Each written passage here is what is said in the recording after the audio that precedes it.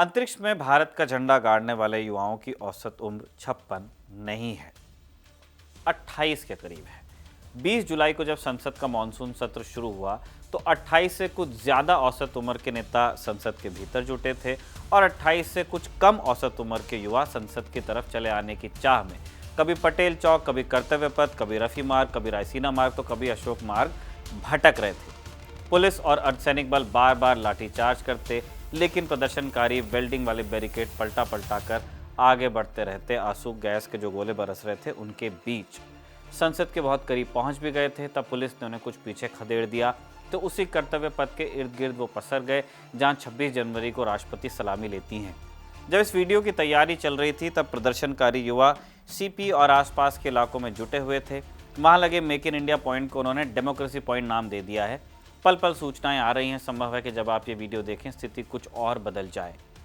प्रदर्शनकारी युवा लहूलुहान हैं तो पुलिस और अर्धसैनिक बल हैरान कि सोनम वांगचुक के उस ट्वीट के बाद भी इतने सारे प्रदर्शनकारी कहां से आ गए कि उपवास खुल भी सकता है। संसद सत्र के वक्त लुटियन जोन वैसे ही किला बना रहता है, तो इस पर दिल्ली पुलिस ने अपने बंदोबस्त के साथ साथ अर्धसैनिक बलों की 32 कंपनियां बुलाकर रखी थीं। फिर भी ऐसा हुजूम उमड़ा कि नई दिल्ली जिले की पुलिस ने SOS मैसेज भेजा कि दिल्ली सूबे के 14 जिले अपने अपने यहाँ से एक ACP रैंक का अधिकारी और उसके साथ 100 जवान तुरंत लुटियंस की तरफ भेजें। ये जो अतिरिक्त बल आया उसका सामना सिर्फ भीम आर्मी या सपा या आइसा के कार्डर से ही नहीं हुआ, जैसा कि प्रचारित करने का प्रयास किया गया। इन्हें वो लोग भी मिले जिनके घर से किसी ने नीट की परीक्षा दी थी और बच्चे का साल खराब हो गया। वो लोग भी मिले जो री नीट के बाद भी गड़बड़ी की शिकायत कर रहे थे, OMR शीट साथ लाए थे। वो पिता भी मिले जिनके बच्चों ने नीट लीक के बाद जीवन समाप्त कर लिया। इन्हीं के बीच वो लोग भी थे जो लाठी खाते हुए भाग नहीं रहे थे, चिल्ला रहे थे कि मारो और मारो। पुलिस वालों के सामने वो बच्चे भी आए जिन्होंने लाठियों से खुलते सिर दिखे तो रो ही पड़े। एक लड़का शौक में चला गया तो दोस्त उससे गले लगाकर समझाने लगे कि कुछ नहीं होता। एक बच्ची रोते रोते पूछती रह गई कि आपके बच्चे होते तो क्या करते। तब एक महिला पुलिसकर्मी बच्चे को सांत्वना देने बढ़ी तो सही, शायद अधिकारी थी, लेकिन लड़की की बात का जवाब उसके पास भी नहीं था। ऐसे ही एक जगह RAF के एक अधिकारी ने पत्रकार से वीडियो डिलीट करने को कह दिया तो वो और उसके साथी अड़ गए कि आप अपना काम कीजिए, हमें अपना काम करने दीजिए, हम कोई अशांति थोड़ी कर रहे हैं, हम वीडियो क्यों डिलीट करें। उस RF अधिकारी का चेहरा बता रहा था कि वो किस उलझन में हैं। वो भी ऑर्डर्स का पालन कर रहे हैं, इससे ज़्यादा क्या कर सकते हैं। ऊपर से ऑर्डर है कि ऑर्डर रिस्टोर करो, सामने जो प्रदर्शनकारी हैं उनका कहना है कि order of things he out of order है। इस बीच संसद की कार्रवाई चालू बंद होना, शांति की अपीलों का आना जाना, दिल्ली पुलिस का फैक्ट चेक, अगर उसे फैक्ट चेक कह सकते हैं तो, JP नड्डा से मुलाकात और अनशन समाप्त करने न करने को लेकर तकनीकी चर्चा चलती रही कि किसने बुलाया। CJP के लोग बोले सरकार ने बुलाया, JP नड्डा बोले प्रदर्शनकारियों ने बुलाया, उनकी मांग पे मीटिंग हुई है। आशुतोष रांका ने एक्स पर लिखा, ये CJP के प्रवक्ता हैं, कि 19 जुलाई की देर रात नई दिल्ली पुलिस के जो ACP हैं पहली बार उन्होंने कहा कि सरकार बात करना चाहती है। ये बात भी मीडिया में सामने आई कि पहले पुलिस ने कहा था कि मजिस्ट्रेट से बात करवा देंगे, फिर कहा कि केंद्र सरकार में किसी सेक्रेटरी से बात करवा देंगे और एक MOS से, लेकिन CJP के लोग किसी कैबिनेट मंत्री से ही मिलना चाहते थे, तो फिर JP नड्डा से मुलाकात हुई। दिलचस्प बात है कि सवाल शिक्षा का था, उनके महकमे का, लेकिन मुलाकात स्वास्थ्य महकमे के मंत्री से हुई है। एक मैच है कि नीट इनके विभाग से जुड़ा हुआ मुद्दा तो है। कोई कह सकता है कि नड्डा से मुलाकात इसलिए हुई क्योंकि संगठन में बड़ी जिम्मेदारी निभा चुके हैं, लीडरशिप को ब्रीफ कर सकते हैं, लेकिन फिर आलोचकों ने कहा कि इस तर्क से तो फिर नितिन नवीन के साथ बैठक होनी चाहिए थी, वो और ऊपर तक ब्रीफ कर देते। खैर, देर रात से ही तैयारी चल रही थी। रात के अंधेरे में ही दिल्ली पुलिस हरकत में आ गई थी। तड़के करीब 3 बजे पुलिस जंतर मंतर के एंट्री और एग्जिट पॉइंट से बैरिकेड्स हटाते हुए देखी गई। वजह बताई गई कि भारी भीड़ आने की आशंका है, इसलिए पहले भीड़ को अंदर आने दिया जाएगा, फिर नियंत्रण किया जाएगा। ये बीच में टर की आवाज़ आपको आती रहेगी क्योंकि हमारे ऊपर बहुत अनुरोध करने के बाद भी काम रोका नहीं गया, लेकिन हम नहीं रुकेंगे। हम आपके लिए वीडियोस बना रहे हैं ताकि ताज़ा जानकारी आप तक पहुँचती रहे। बीच में जो टर की आवाज़ आ रही है उसको प्लीज़ इग्नोर कीजिएगा। आंदोलन मैनेज करने में एक्सपर्ट दिल्ली पुलिस ने एक और कदम उठाया और नेताओं और उनके करीबी समर्थकों को सोमवार सुबह ही अपने घरों से जंतर मंतर की तरफ निकलने से रोकने की कोशिश की। सोमवार सुबह लुटियंस पहुंचने का सबसे तेज़ तरीका दिल्ली मेट्रो ही होता है, क्योंकि आप जानते हैं कि लोग जो दिल्ली के NCR से बाहर जाते हैं वो लोग भी घर लौट रहे होते हैं। सोमवार पहला दिन है, बॉस डांटता है अगर उस दिन आप ऑफिस नहीं आएंगे तो, सब लोगों को उस दिन ऑफिस जाना होता है। तो ज़्यादातर लोग जिन्हें जाना ही होता है लटिन्स तरफ वो मेट्रो लेते हैं। क्या तोड़ निकाला गया? डीएमआरसी ने सुबह ही राजीव चौक, जनपद, पटेल चौक, सेंट्रल सेक्रेटेरिएट और सेवा तीर्थ के लिए टिकटें जारी करना बंद कर दिया। थोड़ी देर बाद इनमें से कुछ स्टेशन पर गाड़ियां रुकना भी बंद हुई। जो लोग स्टेशन पर थे वो बाहर नहीं निकल पा रहे थे क्योंकि फेयर कलेक्शन गेट जो एएफसी गेट होता है वो बंद कर दिए गए थे। तो थोड़ी देर बाद वो गेट लांघने लगे। सीपी से इस तरह के नज़ारे आए थे। लोग एनसीआर के नज़दीकी इलाकों से न आ सकें, इसका इंतजाम भी किया गया था। मेरठ कमिश्नरेट में पुलिस एक शाम पहले लोगों के यहाँ पहुँच गई थी। लिखवा लिया था कि हमारी दिल्ली जाने की मंशा नहीं है। इसी तरह हरियाणा के सीमावर्ती जिलों में भी पुलिस ने लोगों को चिन्हित किया। टोका गया कई लोगों को, कुछ आए कुछ नहीं आ पाए। उत्तराखंड का भी कैसे? उत्तराखंड परिवर्तन पार्टी के अध्यक्ष प्रभात ध्यानी अपने 2 साथियों के साथ ऋषिकेश से दिल्ली आना चाह रहे थे। एक्सप्रेस पर खबर लगी हुई है। ट्रेन से आना चाह रहे थे, लेकिन उन्होंने ऋषिकेश रेलवे स्टेशन से अज्ञात पुलिसकर्मी अपने साथ लेकर चले गए। जब परिवार ध्यानी से संपर्क नहीं कर पाया तो उत्तराखंड हाईकोर्ट में हेबस कॉर्पस लगाई गई, बंदी प्रत्यक्षीकरण। अब अदालत ने पूछा है कि राज्य ने किस कानून के तहत ध्यानी को डिटेन किया है, बताइए तो सही। अब कुछ लोग तो नहीं आ पाए, लेकिन जो रात से जंतर मंतर पर जमे थे, सुबह करीब 9 बजे उनके चलते जंतर मंतर जाने वाले जो रास्ते हैं चारों तरफ से पूरी तरह पैक हो गए थे। सोनम वांगचुक पहले ही कह चुके थे कि कोई अगर मिलने आता है तो अनशन समाप्त कर देंगे। 3 छात्र कार्यकर्ता नेहा बोरा, मनीष कुमार और अमीन अमितोज जो वांगचुक के साथ ही 23 दिनों से भूख हड़ताल पर थे, उन्होंने अपना अनशन समाप्त किया।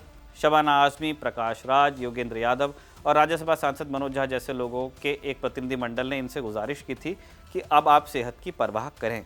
अनशन को लेकर ताज़ा अपडेट ये है कि सोनम वांगचुक का अनशन अभी तक जारी है। लौटते हैं प्रदर्शन स्थल पर। दीपिका खुद एक ट्रक पर चढ़कर भीड़ को संबोधित कर रहे थे। उन्होंने भीड़ से कहा कि पिछले 10-12 सालों से देश में लोकतंत्र को कमज़ोर करने की कोशिश हो रही है और महीने भर जंतर मंतर पर डटे रहकर इन लोगों ने उस लोकतंत्र को फिर से जिंदा किया है। उन्होंने भीड़ से कहा कि आज कोई उन्हें संसद जाने से नहीं रोक सकता और इसे देश के इतिहास का सबसे बड़ा मार्च बताते हुए एक जोशीला लेकिन आउटडेटेड नारा भी लगाया, तानाशाही नहीं चलेगी। करीब 11 बजे के बाद से हालात बदलते हैं। जैसे ही भीड़ प्रतिबंधित इलाकों की तरफ बढ़ने की कोशिश करती है, दिल्ली पुलिस हल्का लाठीचार्ज करती है। ये पहला लाठीचार्ज था। इसके बाद क्या हुआ उसे लेकर 2 सत्य हैं। एक दिल्ली पुलिस का सत्य है जो कह रही है कि मीडिया के कुछ हिस्सों में हिंसा और हिरासत की खबरें चला दी गईं जो कि सही नहीं है और प्रदर्शन को पूरी तरह पेशेवर तरीके से ही संभाला गया। लेकिन फील्ड रिपोर्टिंग के लिए तैनात खबरगांव और दूसरे तमाम डिजिटल मीडिया संस्थानों के कैमरे पर जो कैद हुआ है वो इससे ठीक उलट था। ठीक इसी वक्त संसद के भीतर भी हलचल शुरू हो चुकी थी। प्रधानमंत्री प्रेस से अपनी बात कहकर लोकसभा में दाखिल हो गए थे। स्पीकर ओम बिरला आए, राष्ट्रगान हुआ और ओम बिरला बोलने लगे। उन्होंने सदन के 6 दिवंगत सदस्यों और कतर के अमीर अल थानी को श्रद्धांजलि दी, मौन भी करवाया। उतने में इस सब के बीच एक स्वर हवा में उछला, सर छात्र। कार्रवाई शुरू हुई। विपक्ष के सांसद अपनी बेंचों के आगे चले आए और तख्तियां लहराकर नारे लगाने लगे। मुद्दा वही था जो संसद के बाहर था, लेकिन सदन के भीतर इस पर चर्चा नहीं हो पाई। मॉनसून सत्र में जो चर्चा के लिए है, क्योंकि शोर शराबे के चलते लोकसभा स्थगित हो गई। लोकसभा की कार्रवाई दोपहर 12 बजे के बाद कुछ समय के लिए फिर चालू हुई 12:04 पर और 12:08 के करीब 4 मिनट में फिर स्थगित हुई। कुछ मिनट बाद राज्यसभा में विपक्ष के नेता मल्लिकार्जुन खड़गे ने नीट पेपर लीक का मुद्दा उठाया। उन्होंने सदन को बताया कि मामला सीधे लाखों छात्रों के भविष्य से जुड़ा है। हजारों छात्र इसी वजह से जंतर मंतर पर जमा है और वहां लाठीचार्ज हो रहा है। खड़गे का आरोप था कि सरकार बल का इस्तेमाल कर आवाज़ों को दबाने और लोगों को खदेड़ने की कोशिश कर रही है। खड़गे के बयान के तुरंत बाद राज्यसभा की कार्यवाही भी दोपहर 12 बजे तक के लिए स्थगित कर दी गई। यानी सोमवार की सुबह से साफ हो गया था कि संसद का पूरा दिन इसी मुद्दे की भेंट चढ़ जाएगा।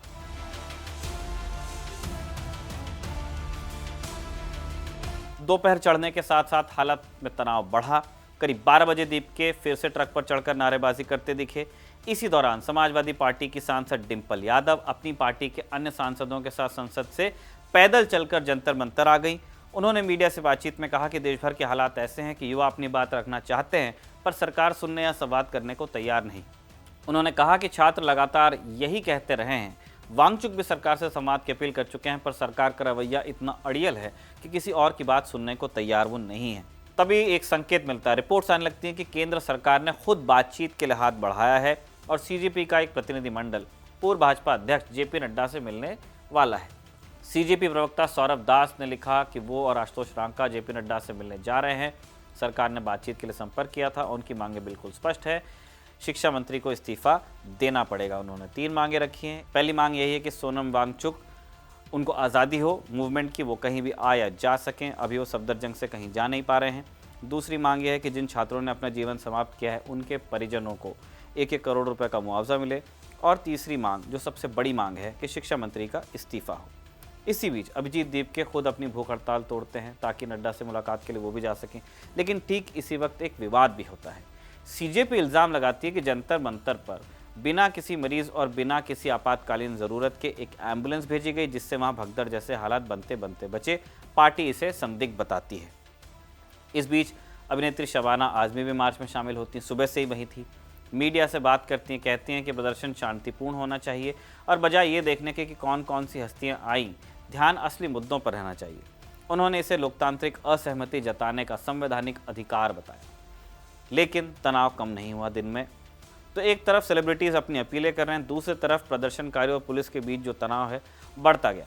1:30 बजे के आसपास संसद परिसर के पास प्रदर्शनकारियों को खदेड़ने के लिए पुलिस ने आंसू गैस के गोले छोड़े। सामाजिक कार्यकर्ता योगेंद्र यादव ने इसका वीडियो शेयर करते हुए सरकार से अपील की कि संसद के सामने युवाओं पर आंसू गैस छोड़ना बंद किया जाए और दमन की बजाय संवाद का रास्ता अपनाया जाए। दिल्ली पुलिस की ओर से भी ये अपील की गई थी कि शांतिपूर्ण तरीके से ही प्रदर्शन हो। जो ड्यूटी कर रहे हैं पुलिस के जवान, उनके ऊपर अटैक न किया जाए, उनके काम में प्रदर्शनकारी बाधा न डाले। हिंदी और अंग्रेजी दोनों में दिल्ली पुलिस ने अपनी अपील की थी। कांग्रेस सांसद शशि थरूर, इन्होंने भी पत्रकारों से कहा कि जब प्रदर्शन अहिंसक तरीके से चल रहा है तो लाठीचार्ज क्यों हो रहा है। उनका कहना था कि लाठीचार्ज अपने आप में हिंसा का ही एक रूप है और वो इसका कोई तर्क नहीं समझ पा रहे। कुछ मिनटों बाद स्थिति और बिगड़ती है। पुलिस बड़े पैमाने पर आंसू गैस छोड़ती है। प्रदर्शनकारी इधर उधर भागने को मजबूर होते हैं। 2 बजे तक की रिपोर्ट्स के मुताबिक सेंट्रल दिल्ली के कई इलाकों, जंतर मंतर, रेल भवन, शास्त्री भवन और जनपथ में झड़पें और धक्का मुक्की की खबरें आ चुकी थी। शास्त्री भवन के पास बैरिकेड तोड़ने की कोशिश के बाद वहां भी आंसू गैस छोड़ी गई। रायसीना रोड पर भी प्रदर्शनकारियों ने बैरिकेड तोड़े थे। इसी दौरान झड़पों में दोनों तरफ के लोग घायल हुए। एक दिल्ली पुलिस के सब इंस्पेक्टर घायल हुए। इनके अलावा और भी पुलिस के जवान घायल हुए हैं। नाक पर कई लोगों को चोट लगी, हमने देखा है। उन्होंने बताया कि वो बैरिकेड के पास खड़े थे, तभी प्रदर्शनकारियों की तरफ से पथराव हुआ जिसमें वो घायल हुए। दूसरी तरफ कई प्रदर्शनकारियों के भी सिर फूटे हैं। इस बीच एक अजीब वीडियो देखने को मिला। पुलिस खुद पत्थर चलाती दिखी है। दिल्ली पुलिस, सोचने वाली बात है कि बैटन, आंसू गैस, वाटर गन, तो मालूम नहीं कौन कौन सी गन रखने वाली पुलिस पत्थर क्यों चला रही होगी। क्या वो भी असहाय महसूस कर रही थी? परिस्थिति इतनी अफरा तफरी भरी थी कि शुरुआत में सटीक आंकड़े मिलना मुश्किल हो रहा था, पर तस्वीरें और वीडियो दोनों पक्षों की चोटों की गवाही दे रहे हैं। पुलिस वालों को बिल्कुल चोट लगी, लेकिन बहुत बड़े पैमाने पर प्रदर्शनकारी घायल हुए हैं। उनके माथे खुले हैं, उनके हाथ टूटे हैं। सीजीपी का आरोप था कि पुलिस शांतिपूर्ण प्रदर्शनकारियों के साथ बर्बरता से पेश आई और उन्हें पीटा। पार्टी प्रवक्ता सौरभ दास ने सांसदों से अपील की कि वो सड़क पर उतरे छात्रों के समर्थन में खड़े हों। इसी उथल पुथल के बीच खबर आई कि अभिजीत दीपके को दिल्ली पुलिस ने उठा लिया। सीजेपी का दावा था कि जब वो नड्डा से मिलने जा रहे थे तभी अभिजीत दीपके को हिरासत में लिया गया।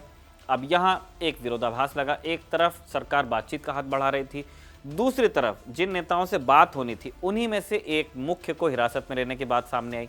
इसके अलावा समाजवादी पार्टी के सांसद डिम्पल यादव और धर्मेंद्र यादव को भी हिरासत में ले जाने की खबर आई।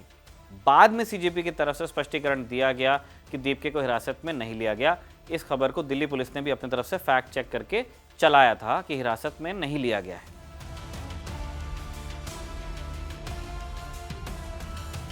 तो एक तरफ ये बैक एंड फोर्थ चल रहा है, दूसरी तरफ सरकार के भीतर अलग ही सिस्टम है। रिपोर्ट्स के मुताबिक केंद्रीय गृह मंत्री अमित शाह संसद परिसर में ही शिक्षा मंत्री धर्मेंद्र प्रधान से मुलाकात कर रहे थे। ये बैठक तब हो रही थी जब बाहर आंसू गैस के गोले चल रहे थे सड़क पर। इसके कुछ ही देर पहले प्रधानमंत्री का काफिला संसद से चला भी गया था। इसके अलावा ये भी सामने आया कि धर्मेंद्र प्रधान एक नीट टॉपर से मुलाकात कर चुके हैं। आपने वीडियोस देखे भी होंगे जो दूसरे नंबर पे आए हैं। इन दोनों घटनाओं ने एक बड़ा सवाल खड़ा किया कि क्या सरकार टकराव से संवाद की तरफ बढ़ रही है। एक तरफ जमीन पर पुलिस बल का इस्तेमाल हो रहा था, दूसरी तरफ पार्टी अध्यक्ष स्तर पर सीजेपी को बातचीत के लिए बुलाया जा रहा था और गृह मंत्री खुद शिक्षा मंत्री से मंत्रणा कर रहे थे। ये दोहरी रणनीति, सड़क पर सख्ती और पर्दे के पीछे बातचीत, किसी भी सरकार के लिए एक classic carrot and stick policy जैसी मालूम हो रही थी।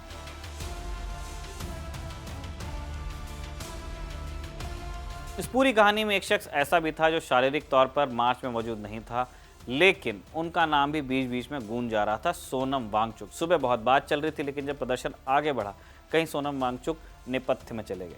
सफदरजंग अस्पताल की तरफ से सुबह एक मेडिकल बुलेटिन जारी किया गया था, जिसमें कहा गया था कि वांगचुक के वाइटल पैरामीटर स्थिर हैं, पर उनके ब्लड पैरामीटर्स पर लगातार नजर रखने की जरूरत है। सफदरजंग और एम्स दोनों जगहों के डॉक्टर्स उनकी सेहत की निगरानी कर रहे थे। खुद वांगचुक ने अस्पताल से बाहर निकलकर मार्च में शामिल होने की इजाज़त भी मांगी थी, एक हैंड रिटन नोट देकर।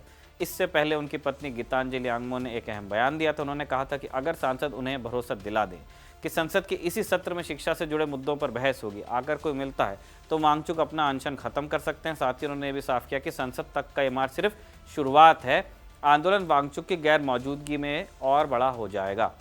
जैसे हमने बताया, अनशन उन्होंने खत्म नहीं किया है। दूसरी तरफ गीतांजलि आंगमो की एक याचिका को दिल्ली हाईकोर्ट ने खारिज कर दिया, जिसमें उन्होंने वांगचुक को सफदरजंग अस्पताल से डिस्चार्ज करने की मांग की थी। कोर्ट का कहना था कि वांगचुक हिरासत में नहीं हैं और उन्हें अस्पताल प्रशासन के साथ सहयोग करना चाहिए।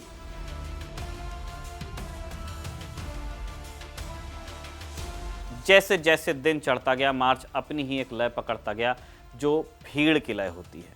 हर कोई उससे आ मिलता है, लेकिन उसकी दिशा क्या होगी कोई तय नहीं कर पाता। आम आदमी पार्टी से मनीष सिसोदिया, संजय सिंह और आतिशी जंतर मंतर पहुंचे। उनके कुछ विधायक भी पहुंचे थे। भीम आदमी की तरफ से चंद्रशेखर पहुंचे थे। सिसोदिया पहले ही अपील कर चुके थे कि राजनीतिक झंडे को अलग रखकर देश के युवाओं के समर्थन में हर किसी को इस मार्च में शामिल होना चाहिए। पार्टी के संयोजक अरविंद केजरीवाल ने भी एक्स पर कहा कि देश भर का युवा लाखों की तादाद में जंतर मंतर पर जमा है और सरकार उनकी बात सुनने की बजाय उन पर लाठीचार्ज करवा रही है, जो कि ठीक नहीं है। उन्होंने सरकार से अपील की कि अहंकार छोड़कर उन्हें अपने ही देश के बच्चों की तरह समझें और उनकी बात को सुनें।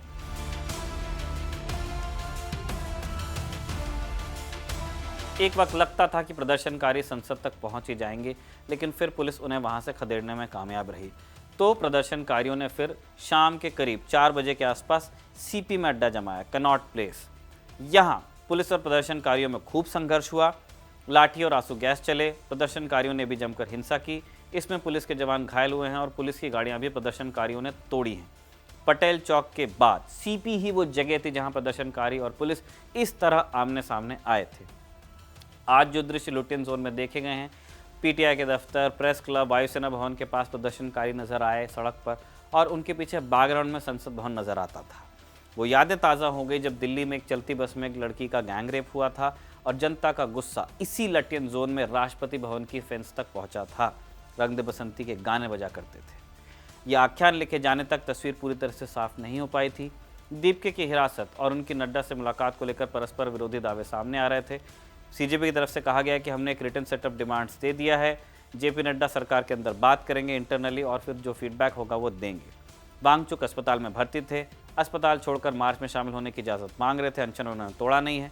संसद में दिन भर हंगामे के बीच कार्रवाई बार बार स्थगित होती रही और सरकार की तरफ से कोई अंतिम और औपचारिक बयान नहीं आया, जिसके बारे में प्रेस में कहा जा रहा था कि सरकार कुछ कहेगी। बाकी जिस जंतर मंतर को लेकर कहा जा रहा था कि उसे पुलिस ने खाली करा दिया, वहां से खबरें आ रही हैं कि वहां प्रदर्शनकारी दोबारा जुट गए हैं। जैसे ही मामले से जुड़ा कोई भी अपडेट आता है, आप खबर गांव पर ज़रूर देखेंगे। इस आलेख को आपके लिए तैयार किया गया था मयंक की मदद लेकर के, और तौफीक ने इस वीडियो को रिकॉर्ड करने में मदद की थी। आप देखते रहिए खबर।